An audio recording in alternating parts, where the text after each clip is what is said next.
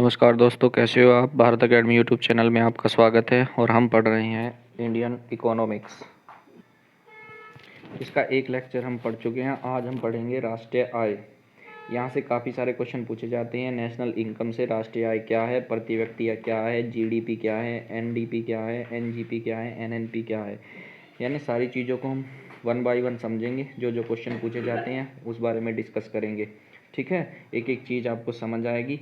यहाँ से कभी कभी 1-2 नंबर का क्वेश्चन पूछ लिया जाता है राष्ट्रीय आय से। चलो वीडियो को स्टार्ट करते हैं, आगे बढ़ते हैं। राष्ट्रीय आय के बारे में पढ़ते हैं। राष्ट्रीय आय क्या होती है। तो राष्ट्रीय आय, नेशनल इनकम, डेफिनेशन बताऊँ मैं इसकी कि किसी भी अर्थव्यवस्था में एक वर्ष के दौरान उत्पादित अंतिम वस्तुएं सेवाओं का मौद्रिक मूल्य राष्ट्रीय आय कहलाता है। तो एक एक वर्ड को समझते हैं। तो ये बात समझिए, अंतिम वस्तुएं तथा सेवाओं का मूल्य राष्ट्रीय आय। जो एक वर्ष के अंदर जो अंतिम वस्तुएं, जो लास्ट में लगेगा, इस बात को मैं समझाऊंगा। पहला पॉइंट समझते हैं इससे सिंपल भाषा में। राष्ट्रीय आय में देश के समान निवासियों द्वारा चाहे घरेलू सीमा के अंदर या विदेश में भी उत्पादित सेवाएं प्रदान करें तो उसे भी शामिल किया जाता है। इम्पोर्टेंट है, याद रखना, हम राष्ट्रीय आय की बात कर रहे हैं। राष्ट्रीय आय में एक वर्ष के दौरान अंतिम वस्तुओं और सेवाओं का मूल्य या फिर घरेलू सीमाओं के अंदर या तो भारत में या विदेश में भी उत्पादित सेवाएं विदेश में भी उत्पादित सेवाओं को प्रदान करें तो वह शामिल किया जाता है। तो याद रखना इस बात को कि राष्ट्रीय आय में हम घरेलू और विदेश में भी उत्पन्न सेवाएं प्रदान करें तो उसे भी शामिल किया जाता है। ठीक है, चलो दूसरी बात समझते। मध्यवर्ती वस्तुओं के मूल्य को शामिल नहीं किया जाता। मध्यवर्ती सीमा वस्तुओं को शामिल नहीं किया जाता। इसको मैं एग्जाम्पल से समझाता हूँ, समझते हैं। मान लिया ये एक वस्तु है, ये है आलू, और आलू के कुछ दाम है, ये है 10 रुपया किलो, है ना। तो तुम मार्केट गए और तुमने इस आदमी को बेच दिया ये 10 रुपये किलो में आलू। ठीक है, और इसने क्या किया, इसने आलू ले गया ये, और इसने आलू बनाए 10 रुपये किलो वाले और ख़त्म, खा लिए। खा के आलू क्या हो गए, ख़त्म हो गए। तो ये इसका अंतिम मूल्य क्या होगा, 10 रुपये। ठीक है, समझ पाए। चलो दूसरे से समझाता हूँ आगे। यहाँ देखो, यहाँ आलू है, ये आलू अब की बार तुमने मार्केट में सेल नहीं किया, एक कंपनी को दे दिया। ये कंपनी चिप्स बनाती है, तो इस आलू के दाम थे तुम्हारे 10 रुपया। ठीक है, अब क्या हुआ, इस कंपनी ने कंपनी जो चिप्स बनाती है आलू का 10 रुपये किलो खरीद लिया, और मशीनरी की लागत और बनाने की लागत, सारी लागत लगा के ये पैकेट में पैकिंग वैकिंग करके 20 रुपये के हिसाब से बेच रही है। अब इसका अंतिम मूल्य क्या कर दिया उसने, 20 रुपये। तो ये जो वस्तु होएगी ना आलू, ये इसका मध्यवर्ती वस्तु है, इसका 10 रुपये के हिसाब से नहीं लगेगा, इस चिप्स के मूल्य के हिसाब से लगेगा। तो तुम समझ पाए होंगे अच्छे तरीके से। ठीक है, एक बार और रिकॉल करता हूँ मैं, ध्यान से सुनना। एक वर्ष के दौरान उत्पादित अंतिम वस्तुओं का, ठीक है, तथा सेवाएं मतलब वस्तु उत्पादन नहीं, जो तुम नौकरी करके भी पैसा कमाते हैं वो भी। दूसरी बात, राष्ट्रीय आय में देश के समान निवासियों द्वारा चाहे घरेलू सीमा के अंदर यानी भारत के अंदर या विदेश में भी उत्पादन या सेवाएं प्रदान करें, सब कुछ जुड़ता है हमारी किसमें, राष्ट्रीय आय में। अगर तुम विदेशों से भी पैसा कमा रहे हो, वहाँ भी अपनी कंपनी से उत्पादन करते हो, सब जुड़ेगा। ठीक है, मध्यवर्ती नहीं जुड़ेगा। क्लियर, इतनी बात तुम समझ पाए होंगे। चलो और थोड़ा सा पढ़ते हैं इसके बारे में। तो राष्ट्रीय आय की जो अनुमान लगाता है हमारे यहाँ, वो है राष्ट्रीय सांख्यिकी संगठन। ये क्वेश्चन पूछा जाता है भारत में कि राष्ट्रीय आय की गणना कौन करता है, तो केंद्रीय सांख्यिकी संगठन, CSO कहते हैं इसको। ठीक है, फुल फॉर्म होगी कंट्रोल स्टेटिकल ऑर्गेनाइजेशन। CSO हमारे यहाँ भारत में क्या करता है, राष्ट्रीय आय की गणना करता है। इसकी स्थापना 1 मई 1951 को मुख्यालय नई दिल्ली में है। ठीक है, चलो, भारत में राष्ट्रीय आय के आंकड़े प्रतिवर्ष 1 अप्रैल से 31 मार्च पर आधारित हैं। याद रखना, जो हमारा वित्तीय वर्ष स्टार्ट होता है वो 1 अप्रैल से 31 मार्च के बीच होता है। ठीक है, आगे देखते हैं। राष्ट्रीय आय की गणना के लिए केंद्रीय सांख्यिकी विभाग द्वारा भारत की अर्थव्यवस्था के 3 क्षेत्रों का आकलन किया जाता है। तो कौन कौन से क्षेत्रों का आकलन करते हैं ये वो हम देख लेते हैं। प्रारंभिक क्षेत्र, द्वितीयक क्षेत्र और तृतीयक क्षेत्र। तो 3 क्षेत्रों का आकलन करता है, प्राइमरी, सेकेंडरी और टेरिटरी। ठीक है, प्राथमिक क्षेत्र में, द्वितीयक क्षेत्र में और तृतीयक क्षेत्र में। तो राष्ट्रीय आय का कौन सांख्यिक संगठन 3 क्षेत्रों से समझते हैं। तो इन क्षेत्रों को समझते हैं पहले। तो प्रारंभिक क्षेत्र क्या होता है, प्राइमरी सेक्टर कहते हैं। प्रारंभिक क्षेत्र मुख्यतः कच्चे माल से संबंधित वस्तुओं को शामिल किया जाता है। तो प्राइमरी में क्या होता है, कच्चा माल। ठीक है, सिंपल लैंग्वेज में बताऊं मैं तुम्हें, जो भी जमीन से जुड़ी हुई चीजें हैं ना, वो सब प्रारंभिक क्षेत्र में रखी गई हैं। जमीन से जुड़ी हुई चीजों को, जैसे कृषि, पशुपालन। कृषि जमीन से होएगा, पशुपालन, कृषि ये पशु किससे होएगा, जमीन से। खनन, ठीक है, हाँ, तो खनन किससे होता है, जमीन से। जो भी तुम्हें जमीन से जुड़ी हुई चीजें हैं ना, वो सब प्राइमरी सेक्टर में रखी गई हैं। तो प्राथमिक क्षेत्र कहते हैं इसको। ठीक है, जैसे हम और कहें पशुपालन, खनन आदि चीजों को। चलो ठीक है, उससे आगे देखते हैं। द्वितीयक क्षेत्र, सेकेंडरी, वह क्षेत्र जो प्रारंभिक क्षेत्र के उत्पादों को अपनी गतिविधि में कच्चे माल द्वारा तैयार करता है, द्वितीयक क्षेत्र कहलाता है। तो सेकेंडरी सेक्टर क्या होता है, अब ये बात समझ लो। जो कच्चा माल प्रारंभिक क्षेत्र देता है ना, उसको कंपनियों में मिला बना दूसरा प्रोडक्ट बना देता है, वो द्वितीयक क्षेत्र होता है। इसमें उद्योग आते हैं, जैसे लोहा इस्पात उद्योग। लोहा कहाँ से मिलेगा, मिट्टी से। मिट्टी यानी भूमि से खनन अयस्क के रूप में उससे निकाल दिया जाएगा, ये द्वितीयक क्षेत्र है। वस्त्र, वस्त्र उद्योग है ना, सेकेंडरी क्षेत्र में आता है। लेकिन इसके लिए कच्चा माल कहाँ से मिलेगा, प्रारंभिक क्षेत्र पे। मतलब दूसरे वाला क्षेत्र है ना सेकेंडरी, ये पूरा का पूरा किस पे डिपेंड है, प्रारंभिक क्षेत्र पे। और इसमें क्या आते हैं द्वितीय में, उद्योग। उद्योग, वाहन, बिस्किट, केक इत्यादि। जितने भी केक बनाना तुम्हें प्रारंभिक क्षेत्र चाहिएगा केक बनाने के लिए, जो भी क्रीम, दूध वगैरह सब। पशुपालन प्रारंभिक क्षेत्र से आता है। तो सेकेंडरी क्षेत्र तुम समझ गए होंगे क्या है, इसमें उद्योग आते हैं। ठीक है, तीसरा टेरिटरी क्षेत्र। इसे क्षेत्र में विभिन्न प्रकार की सेवाओं का उत्पादन किया जाता है, जैसे यातायात, बीमा, स्वास्थ्य, शिक्षा। ये पूछा जाता है शिक्षा कौन से क्षेत्र में आती है। ठीक है, तो शिक्षा तृतीय क्षेत्र का भाग है। किन कौन से का, तृतीय क्षेत्र का। ठीक है, तृतीय का मतलब यातायात, मतलब कोई सर्विस यूज करते हो तुम, नौकरी करते हो उसका पैसा मिलता है, बीमा करा लेते हो उसका पैसा मिलता है, स्वास्थ्य में सेवा यूज लेते हो, है ना। तो शिक्षा, यानी शिक्षा में तुम्हें क्या मिल रहा, तुम पढ़ रहे हो और पढ़ने के बदले अपनी फीस जमा दे रहे हो ना, तो वह क्या है तुम्हारा, वो सेवा है। ठीक है, तो ये शिक्षा सेवा, ये क्षेत्र में कौन सा आता है, टेरिटरी, तीसरा क्षेत्र कहा जाता है।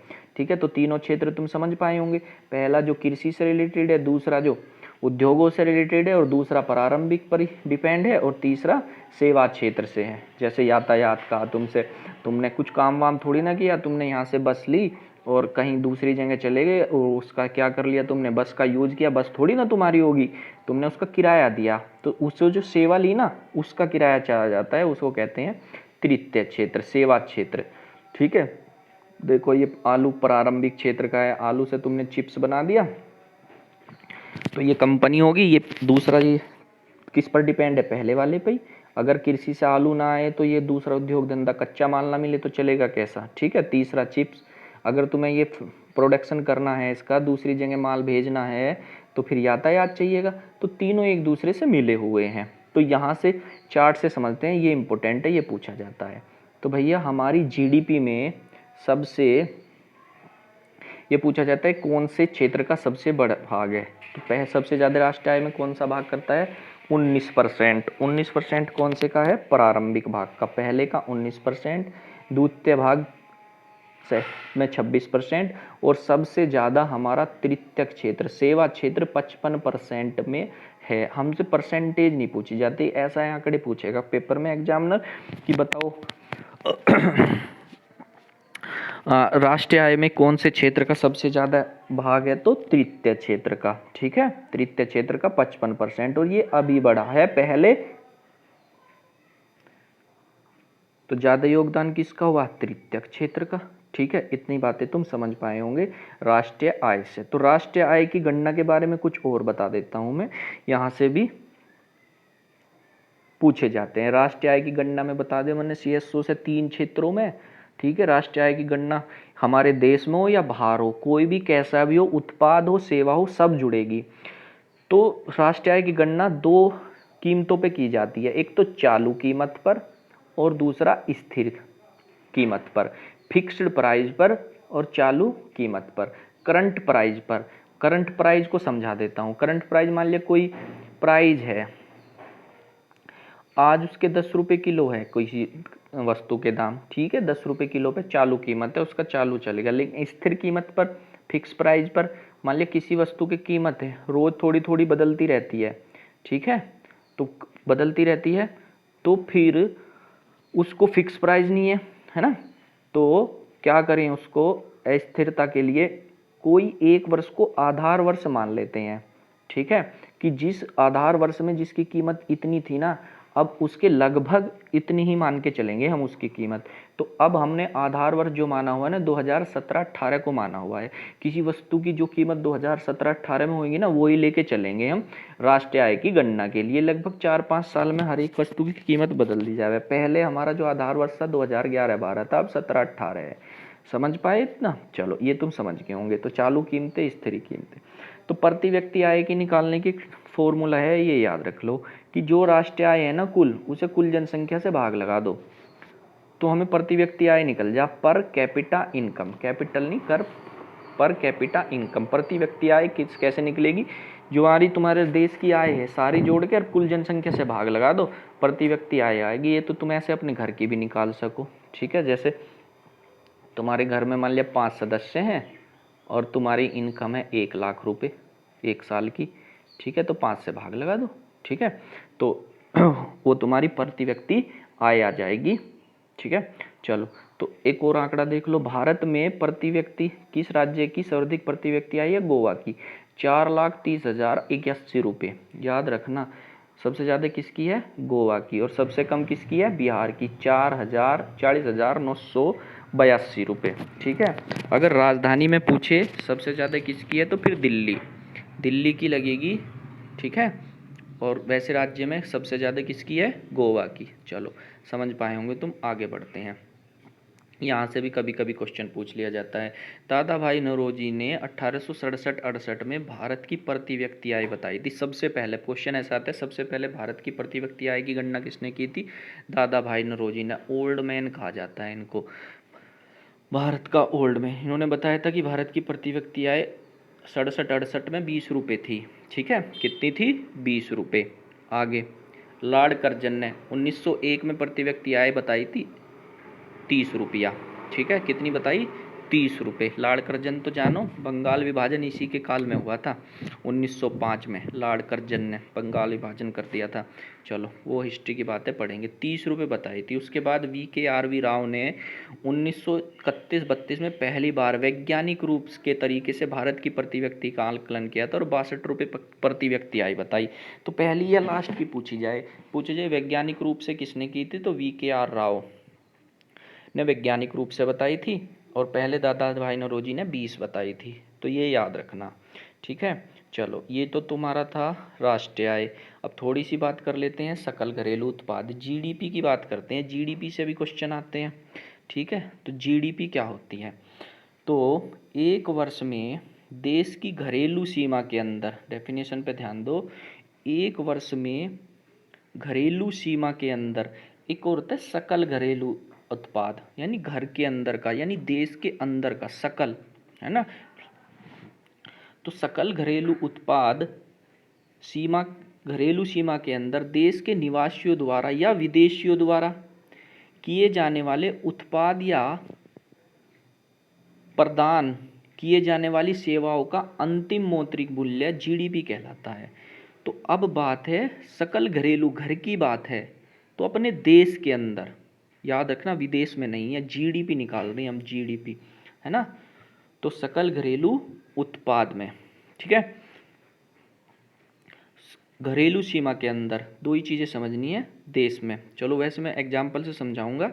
तो घरेलू सीमा मतलब एक तो ऐसे ही समझते होंगे तुम, घरेलू सीमा यहाँ पाकिस्तान है, पाकिस्तान से तुम्हारी सीमा लग रही, पता है यहाँ तक हमारा है, यहाँ से चीन से इधर है, तो इसके अंदर जो भी उत्पाद होगा वो।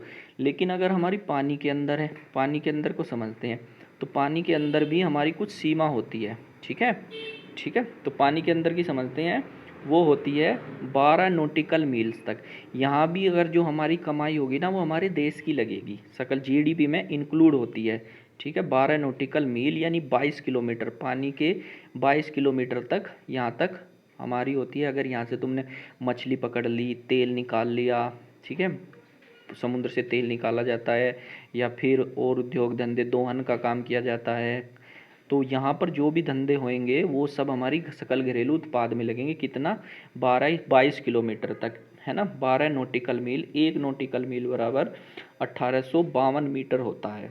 1852 मीटर 1 नॉटिकल मील, और 12 है तो ठीक है, लगभग 22 किलोमीटर तक हमारे देश की क्या होती है, सीमा होती है। तो जीडीपी क्या है, फिर से बताता हूँ मैं। जीडीपी सकल घरेलू उत्पाद है अपने देश घर की सीमाओं के अंदर, यानी अपनी देश की सीमाओं के अंदर, कोई भी हो, वो विदेशी हो या फिर हमारे देश का हो, ठीक है। तो ये होते हैं जीडीपी। सापान भाषा में बताता हूँ मैं, ठीक है। मान लिया ये भारत है, ठीक है, भारत दिख रहा होगा तुम्हें, भारत समझना। तो एक तो यहाँ टाटा कंपनी है, कौन सी है, टाटा कंपनी, हमारे देश की है। इसने एक साल में 100 करोड़ रुपए का उत्पादन किया, ठीक है, 100 रुपये। एक है सैमसंग कंपनी, ये भारत की नहीं है, ये भारत की नहीं है, इसने 50 करोड़ रुपए का। तो हमारे देश की जो जीडीपी होगी एक साल में वो कितनी होगी, 150 करोड़ रुपए, ठीक है। एक और भारत की कंपनी है, ये कोई एबीसी, लेकिन इसका प्रोडक्शन और सेवाएं कहाँ हैं, विदेश में। तो हम इसको शामिल नहीं करने के, ये हमारे देश में इसने उत्पादन नहीं किया, ये सकल घरेलू उत्पाद नहीं है, ये जीडीपी में नहीं काउंट होने का, याद रखना। बेशक हमारे देश की कंपनी हो।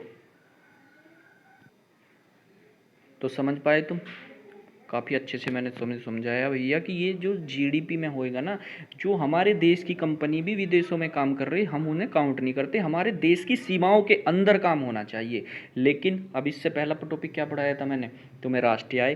राष्ट्रीय आय में अपने यहाँ तो अंदर तो होएगा, विदेश में भी जो काम कर रहे हैं ना वो भी होएगा, ठीक है। वो अपने देश की सीमाओं के और विदेशों में भी सब जुड़ता है, वो राष्ट्रीय आय होती है। तो जीडीपी तुम समझ पाए होंगे, ठीक है, कितनी हुई, 150 करोड़ रुपए। तो देश की सीमाओं के अंदर इसे जीडीपी, ठीक है।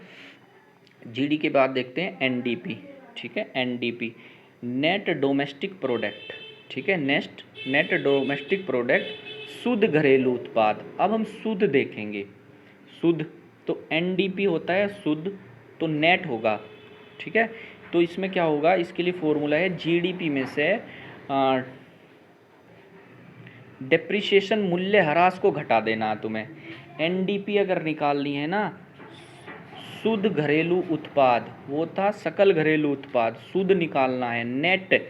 तो भैया जीडीपी में थे डेप्रिसिएशन मूल्य ह्रास घटा दो। मूल्य ह्रास का मतलब हिंदी में अगर मैं तुम्हें साधारण भाषा में बताऊं तो ह्रास होता है, घिसाव होता है, घिसाव। घिसाव मतलब, अब मैं समझाता हूँ।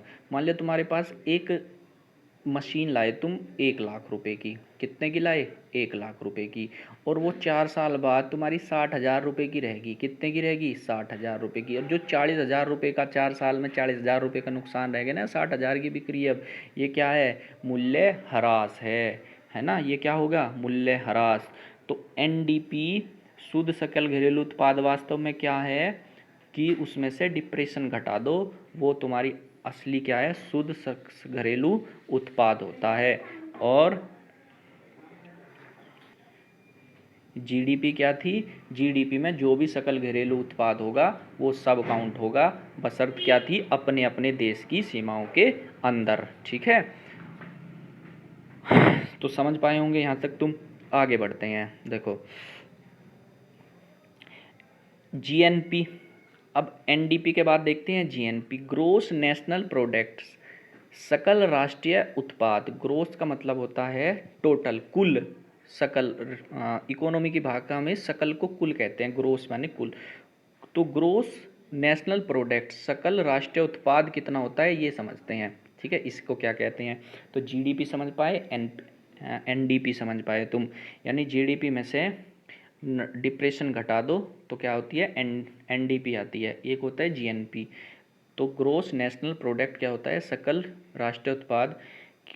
पहले लैंग्वेज समझते हैं फिर समझाता हूँ। केवल भारतीयों द्वारा देश अथवा विदेश में एक वर्ष में किए गए कुल अंतिम वस्तुओं और सेवाओं के मौद्रिक मूल्य को सकल उत्पाद, एन जीएनपी कहते हैं। GNP, gross national product. National की बात है ना, देखो वैसे भी समझ लो, यहाँ डोमेस्टिक था, घरेलू था, तो हमने घरेलू लिया था। एनडीपी में, जीडीपी में भी एन आए तो नेशनल, विदेश का भी लेंगे हम। ठीक है, विदेश का भी लेंगे। ठीक है, विदेश में केवल भारतीयों द्वारा, अब विदेश वाले भी। ठीक है, तो समझते हैं यहाँ से। तो इसके लिए फॉर्मूला है एक, जीएनपी अगर तुम्हें निकालना तो जीडीपी माइनस के एक्स माइनस के एम। एक्स का मतलब है विदेशियों द्वारा उत्पादित मूल्य, और एक्स है भारतीयों द्वारा उत्पादित मूल्य, यानी भारतीयों द्वारा हटा दिया गया है। ठीक है, और विदेशियों द्वारा उत्पादित मूल्य जोड़ गया है। तो फिर समझ लो, देश या विदेश में एक वर्ष के लिए। चलो इसी एग्जाम्पल से समझते हैं तुम। ठीक है, मान लिया हमारी ये भारत की एक, ये भारत है जिसमें एक कंपनी है टाटा, ये भारत की है, सैमसंग विदेश की है, और एक ये भारत की कंपनी विदेश में जाके लग रही। ठीक है, या है भारत की, ये विदेश में जाके लग रही है। ठीक है, इसका 80 करोड़ प्रोडक्ट है, एबीसी कंपनी। तो जीएनपी कैसे निकलेगा? जो तुम्हारा 150 था ना हमारा जीडीपी, उसमें तुम्हें ये भी जोड़ना पड़ेगा, जो भारत की कंपनियां हैं, उसमें से तुम्हें क्या घटाना पड़ेगा? 50। जो भारत की कंपनियों ने भारत में कम करा, वो पैसा कहाँ मिलेगा? ये विदेश की कंपनी है। जीडीपी में तो काउंट हो रहा था ये हमने। ठीक है, जीडीपी में तो काउंट कर लिया था, लेकिन जो वास्तविक सा हमारी कीमत होती है ना, वो यही है जीएनपी, सकल राष्ट्रीय उत्पाद। सकल तो यही पता चलेगा, हमारे देश में तो पैसा यही आना, जो हमारी कंपनी विदेश में से कमा के आनी, वास्तव में ये पैसा आएगा। ये कहाँ चला जाएगा? यहाँ से। वास्तव में हमारे देश की राष्ट्रीय आय की गणना इस अच्छी होती है, जो नेट निकालनी है ना तुम्हें, जीएनपी से निकलेगी, क्योंकि जीएनपी में ही तो पता चलेगा कि वास्तव में भारत में पैसा कितना आ रहा। ये तो विदेश की कंपनी है, कमा के चला जाएगा। तो जीडीपी से हम राष्ट्रीय आय की गणना तो कर लेते हैं, लेकिन असलियत में अगर हमें राष्ट्रीय आय की गणना करनी तो हमें क्या निकालनी पड़ेगी? जीएनपी। और जीएनपी कैसे निकलेगी भैया? जो हमारे देश की कंपनी है वो, प्लस जो बाहर हमारे देश की बाहर कंपनियां लग रही हैं, उन्हें जोड़ दो। देख लो, 100 और 80, ये 180 करोड़ होएगा। यही तो जीएनपी है, यही तो क्या है? जीएनपी, सकल राष्ट्रीय उत्पाद। तो तुम्हें समझ पाए होंगे यहाँ से सकल राष्ट्रीय उत्पाद के बारे में। थोड़ा क्रिटिकल है, एक दो बार वीडियो को देखो पॉज करके, सब समझ में आ जाएगा। ठीक है, लास्ट और देखते हैं, एनएनपी। तो नेट नेशनल प्रोडक्ट, शुद्ध राष्ट्रीय उत्पाद क्या होता है? शुद्ध राष्ट्रीय उत्पाद। तो एनएनपी, तो जो हमने जीएनपी निकाला है ना, उसमें से डिस्प्रेशन हटा दो तो हमारा क्या निकलेगा? एनएनपी। ठीक है, तो समझ पाए होंगे, जिससे वहाँ पे हमने जीडीपी में से डिस्प्रेशन घटा के क्या निकाल लिया था? एनडीपी। तो यानी इसमें से अगर जी वाले में से डी वाला डिप्रेशन घटा दो तो एन आ जाता है। वही यहाँ हुआ होगा, देखो, जी में से, जीएनपी में से डिप्रेशन घटा दो तो एनएनपी आ जाता है, तो नेशनल आ जाता है। फिर इसमें आया net national product, net national product, शुद्ध राष्ट्रीय उत्पाद। ठीक है, तो यही लिखा है। जीडीपी में से अगर तुम डिप्रेशन घटा दो तो एनडीपी, और जीएनपी में से डिप्रेशन घटा दो तो एनएनपी होता है। ठीक है, तो आई होप आप अच्छे से समझ पाए होंगे। मैंने सारे चीज़ों को क्लियर किया है, क्या राष्ट्रीय आय होती है, राष्ट्रीय आय में किस किस की गणना होती है। यहाँ से कभी डायरेक्ट फॉर्मूला भी पूछ लिया जाता है। ठीक है, मिलते हैं नेक्स्ट वीडियो में। Thank you.